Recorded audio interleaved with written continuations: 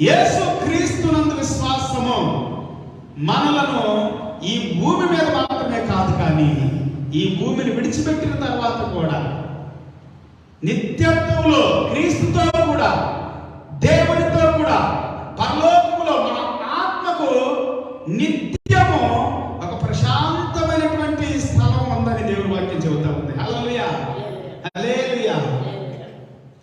ఈ భూమి మీద మనం ప్రశాంతంగా ఉండలేదు. మీరు గమనించండి, చిన్నప్పటి నుండి మీ ఊహ తెలిసిన దగ్గర నుండి ఎప్పుడైనా కానీ ప్రశాంతంగా ఉండాలా? ఏదో సమస్యలు వస్తాయి, కానీ దేవుని చేసుకున్న తర్వాత ఆ యొక్క సమస్యల్లో కూడా దేవుడు మనకు ప్రశాంతతనిచ్చాడు కదా. ఎన్నోసార్లు దేవుడి సన్నిధిలోకి మనం వెళ్ళని కారణం బట్టి అనేక సార్లు మన ప్రశాంతతను కోల్పోయామే, కానీ దేవుడి సన్నిధికి వెళ్ళిన తర్వాత